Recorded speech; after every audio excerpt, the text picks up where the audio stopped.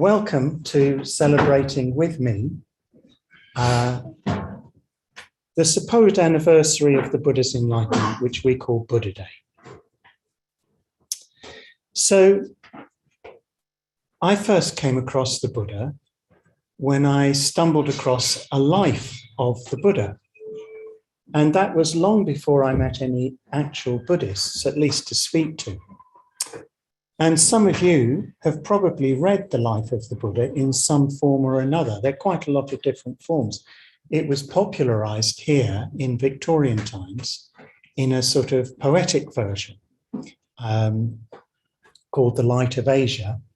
And there are many traditional accounts in translation. So I will just recount for a little while the traditional life of the Buddha, some of the things that led up to his enlightenment. So you may have heard that the Buddha was born as a prince, that his father was the king of the Shakyan clan, and that he was brought up as a prince, but not only was he brought up as a prince, but his father tried to shield him from the world and encourage him to stay in the palace and carry out his princely duties. But despite that, Prince Siddhartha Gautama, as he was then called, wanted to explore, as young people do. He didn't want to just stay in the palace. So secretly, he got his charioteer to take him out of the palace grounds. And he saw somebody hobbling along the road, bent, walking with a stick. And he'd never seen anybody who was really elderly before. So he was very shocked. He came back to the palace and he'd asked, what's going on? And he was told, well, this is an old person. We're all going to grow old one day. And then when he plucked up his courage again, he went out of the palace. And this time he saw a sick person, someone coughing and retching at the side of the road, looking pale, grey. And again, he'd never seen anybody like this. Apparently, he'd never seen anybody who was ill.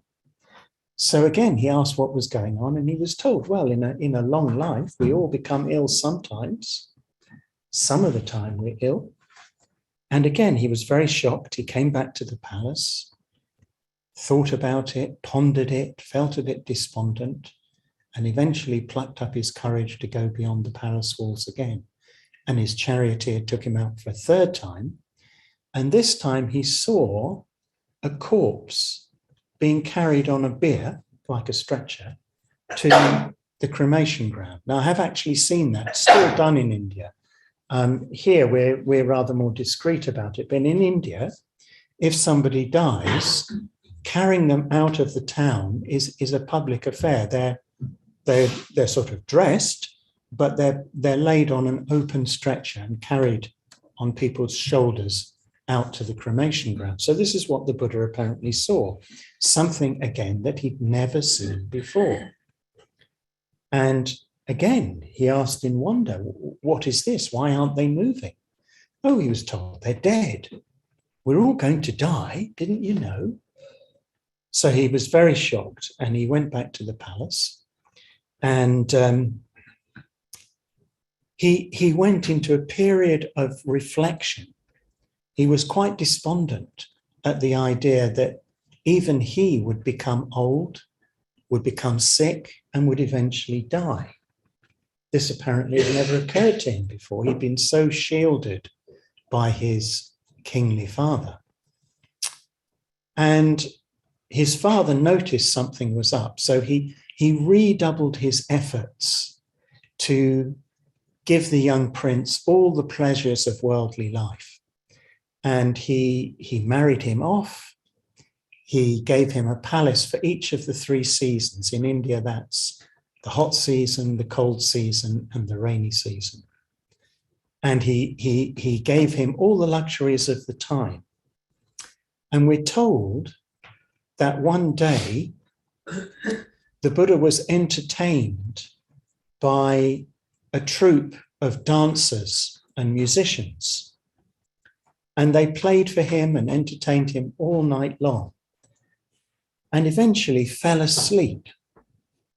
But all these beautiful young women who'd been dancing for him, in their sleeping postures, they were snoring, they were dribbling, they were moaning, and the Buddha saw them, and as it were, the spell was broken, the bubble burst, and he realized he wanted to leave all this behind. And according to the story, he went and he took one last look at his sleeping wife and his little baby son. There's a very sort of poignant Victorian picture illustrating this, where the Buddha is shown sort of hand on heart, looking longingly back. And there's a sort of four-poster bed, you know, with his wife in a sort of Victorian depiction of this. And he left, and he cut off his hair. He exchanged his princely robes and jewels with a beggar for a beggar's garments. And he went in search of the truth.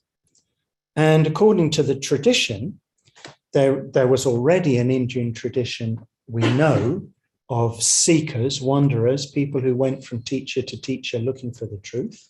The Buddha became one of those. And he had two teachers. The first was called Alara Kalama, the second Uddaka Ramaputta. And in each case, the teachers taught him what they knew, which was a sort of advanced meditation practice. The Buddha mastered it very quickly, checked with his teachers, had he understood everything? They said, yes, you have, and come and join me, we can teach together.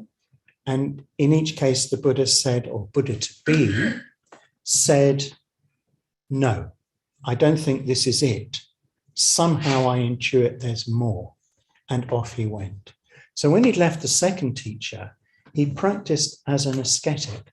So you can still see this. You know, we have this in India today. So sometimes people do strange things, like they stand on one leg with one arm out, and they just stand there for hours, days, weeks, and they might practice the 5 fires. So they light a fire in each quarter. They sit in the middle with the midday sun over them. So they might practice these kind of ways of torturing the body, which in some Indian belief systems will release the soul, will release the spirit. So the Buddha practiced all these things, and the texts say that he practiced them so hard that he went beyond anybody else who'd practiced them before. In fact, one of the practices was cutting back on your food. I mean, I'm sure those of us who need to diet have tried this at one time or another. It's quite hard, but the Buddha is said to have cut back so far that he lived on 1 grain of rice a day. 1 solitary single grain of rice. And as you can imagine, he got rather weak.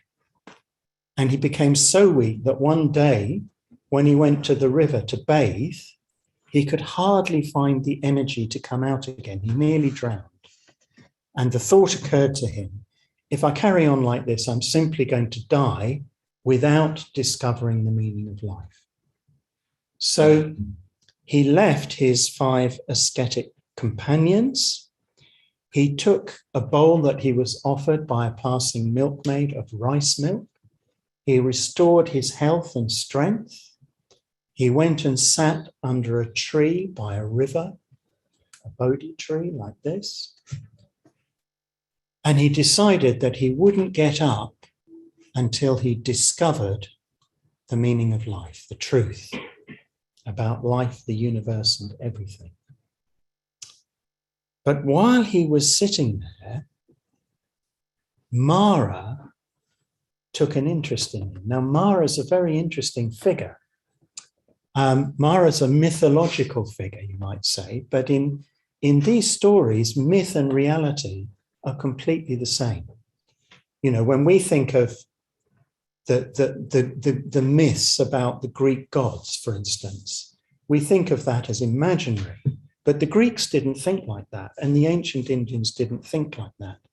These figures were very real to them. They really felt they appeared to them. And Mara appeared to the Buddha. And the first thing he did was challenge him. He said, what right have you got to sit on the throne of enlightenment and gain enlightenment? You know, you're just a human being. And the Buddha touched the earth like this, and up from the earth came the earth goddess, the personification of the earth, as his witness that he had practiced so many lifetimes leading up to this point. And that in those many lifetimes of previous practice, he'd practiced what in Buddhism are called the moral perfections. He'd practiced patience, he'd practiced generosity, he'd practiced awareness. And that's what had led him to this point where he could, if he made some further effort, gain enlightenment. So Mara was rather upset by this. He thought simply challenging the Buddha would put him off. So he gathered his army, this sort of demonic army, and they surrounded the Buddha and they hurled their demonic weapons at the Buddha. But as the weapons came within the Buddha's aura, they turned to flowers and just fell down at his feet. So again, Mara was defeated. His whole army was defeated. So he tried one more thing. He got his 3 beautiful daughters to come and entice the Buddha. So they danced provocatively in front of the Buddha, but the Buddha ignored them completely. And he went on to gain enlightenment. So that's the traditional story. And it's a very beautiful story. It's a very elaborate story. It's often told in that kind of poetic way.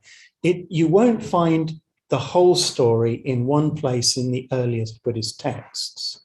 But around the 1st century CE, which is about 400 or 500 years after the Buddha's death, someone who was a great poet, Ashvaghosha, composed the first kind of complete rendition in a poetic style. And that is actually, or rather a translation of that, is what I read when I first came across the life of the Buddha. So what are we to make of all this? It's very tempting to think that this is history. Now, like Ratnaprabha, I do believe the Buddha existed, but I don't believe that the traditional story is a historic account of the Buddha's life. It's a symbolic account, it's a mythical account, it's a legendary account. It has its own importance, and we'll go into that. But I don't think it's history as we know it. So why don't I think that? Well, there are good reasons. Over the last century or so, scholars have investigated the Buddhist texts. And the first thing they found was that there are good reasons to believe that India was going through a transition, and this is recorded in the Buddhist texts themselves, around the time of the Buddha, from clans which ran their affairs cooperatively, maybe a sort of oligarchy, but a communal kind of setup, to kings, where control was in the hands of one person, and it was a hereditary position. So in these early Buddhist texts, it's clear that the Shakyan clan, we call the Buddha Shakyamuni sometimes, which means the silent sage of the Shakyas, because that's his lineage. On human level, he came from the Shakyan clan. And the Shakyan clan was run as an oligarchy. There was no king of the clan. So there might have been rich landowners, and it's certainly possible, maybe even probable, that the Buddha came from a relatively wealthy family for his day. But he wasn't a prince, and it's very unlikely that they were so wealthy that they controlled the whole city, could stop him leaving, provide him with a palace for each season, and so on. So that's the first thing that makes us doubt that the traditional stories are actually history. then what about the Buddha's wife? People often in the West get a bit upset that the Buddha left his wife and child. Well, if that's you, you'll be pleased to know that in some traditions, the Buddha didn't have a wife and child. On the other hand, in some traditions, he had 2 wives, and in some traditions, 3. And they all have different names. So again, it doesn't look as if we're dealing with history. We're probably dealing with the expectation of the time that the Buddha would have had a wife and child. Actually, he isn't really known in history, as it were. He's only known much later by these accounts. And there's one more little clue. The story about him seeing the dancing girls asleep and going from seeing them as beautiful to seeing them as revolting is actually told about a young man who the Buddha found wandering in the forest and converted to Buddhism, as it were.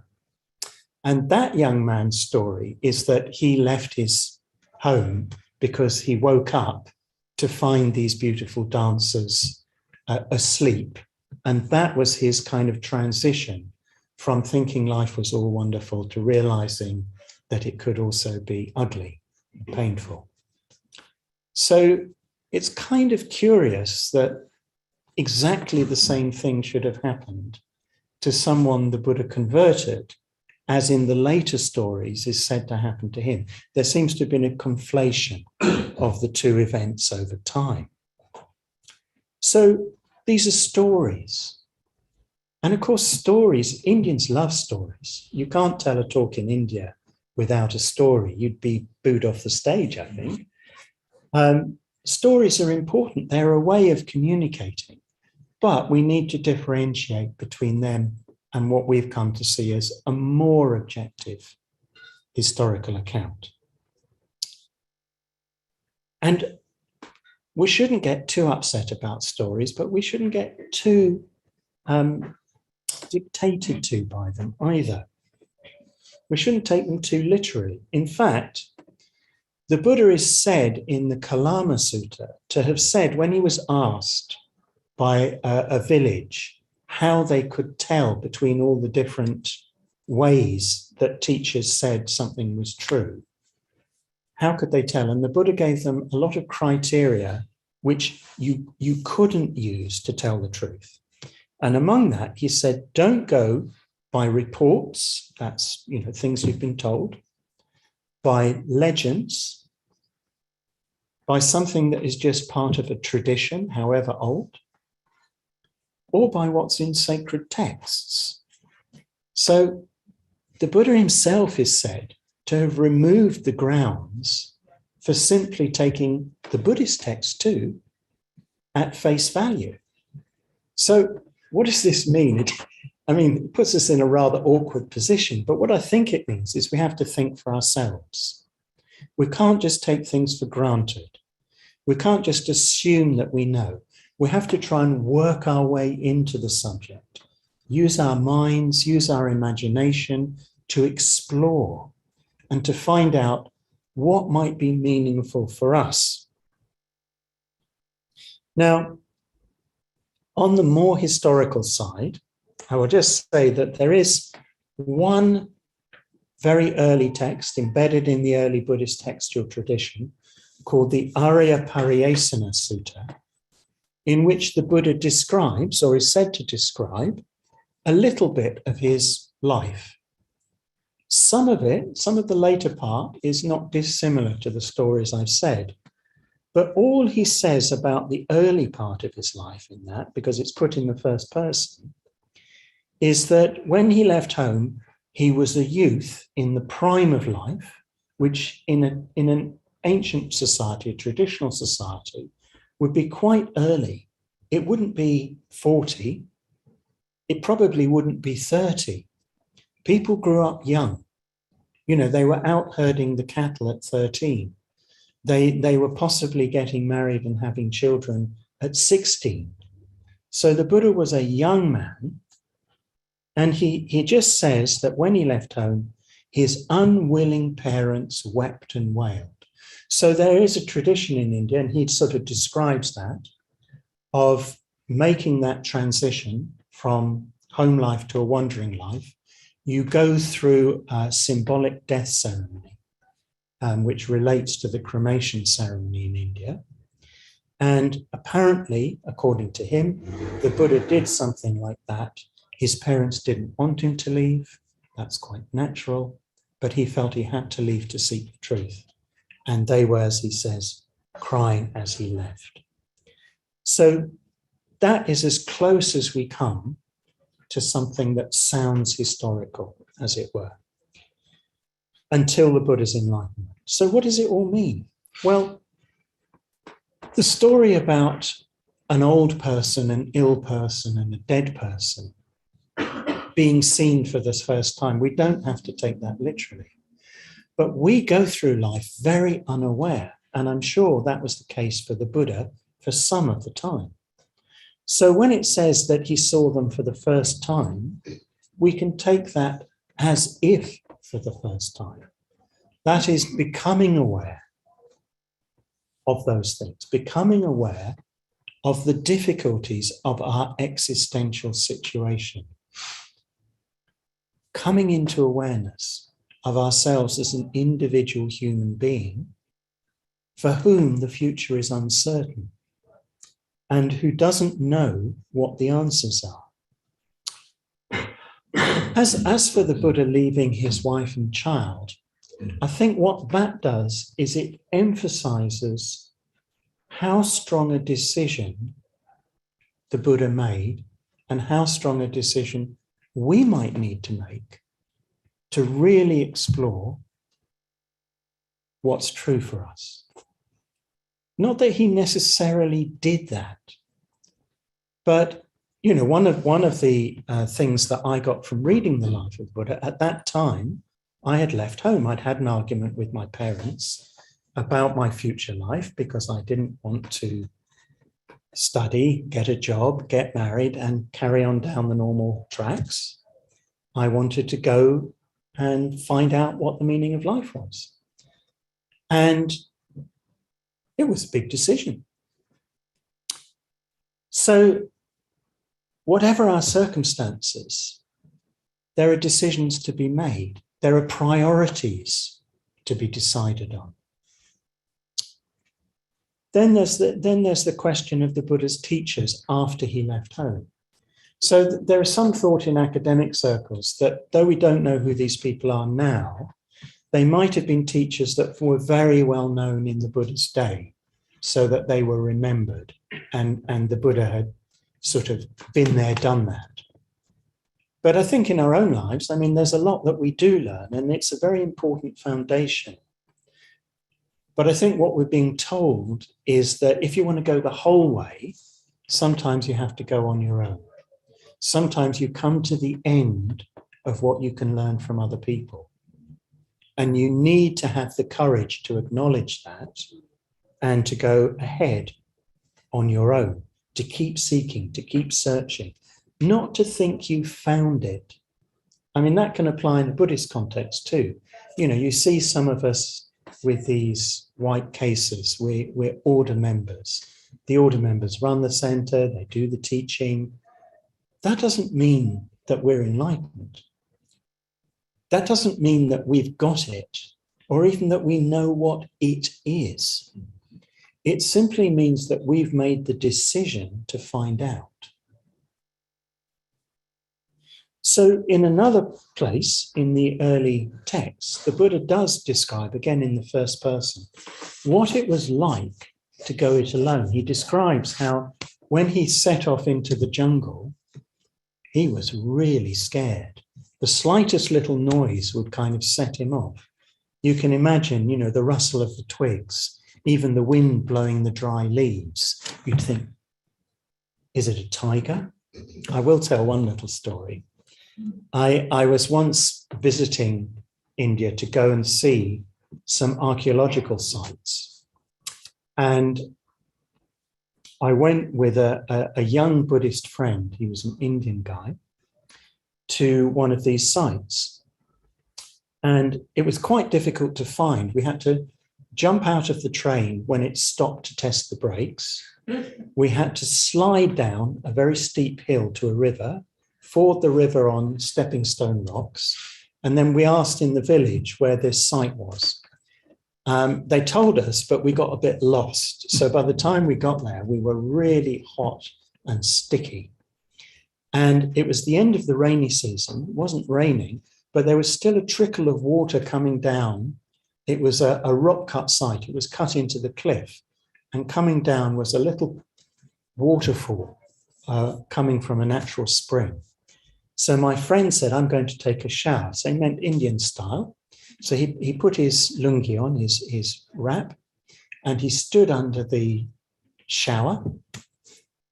And suddenly I heard him call out, Kulamitra, tiger!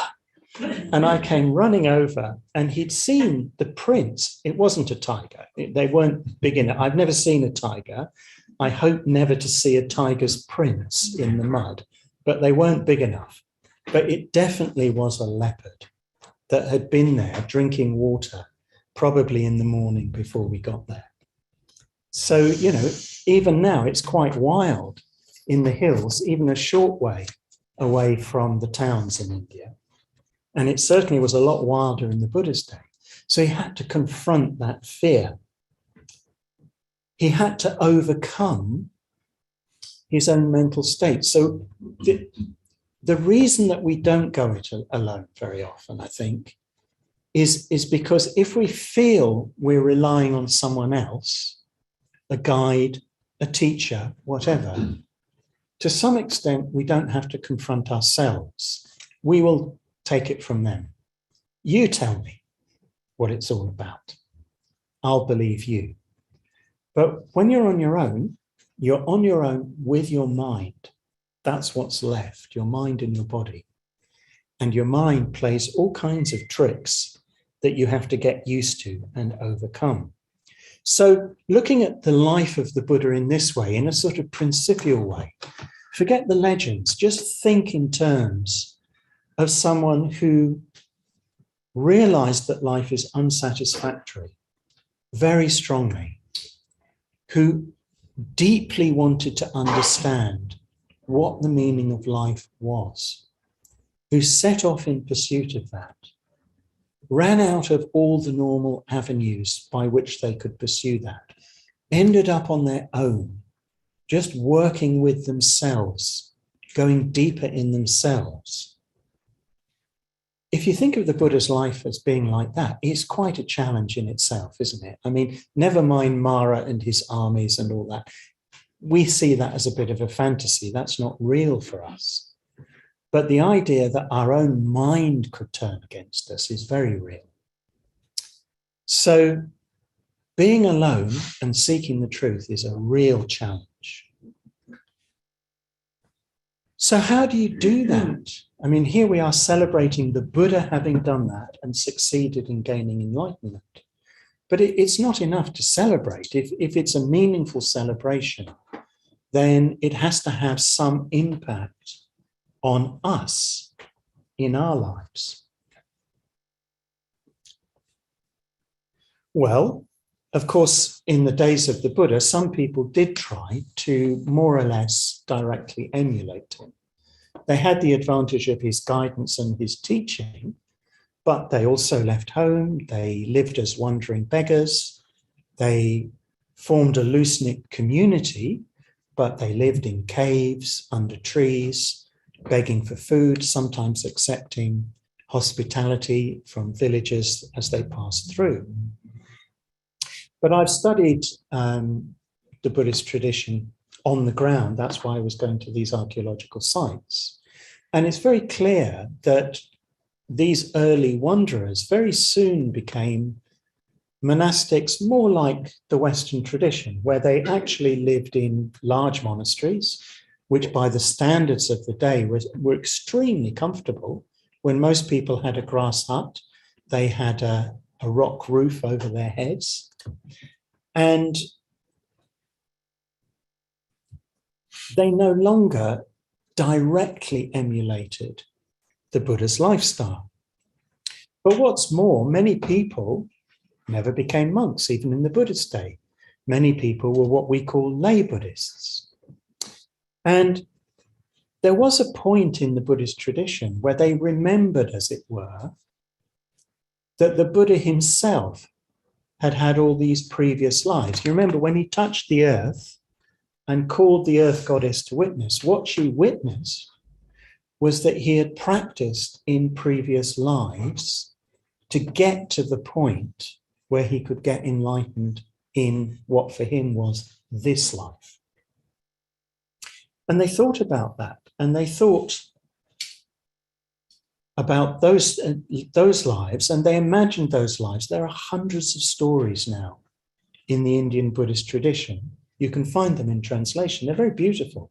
Some of them are animal stories. They're stories about animals that acted ethically, that saved another animal's life or saved a human being's life. Some of them are about human beings who did some extraordinary feat, sacrificed themselves for the good of another, were extremely generous, and so on. But as people thought about these past lives, they realized that emulating the Buddha, being inspired by the Buddha, wasn't always about becoming a monk, begging for your food, meditating, gaining enlightenment now.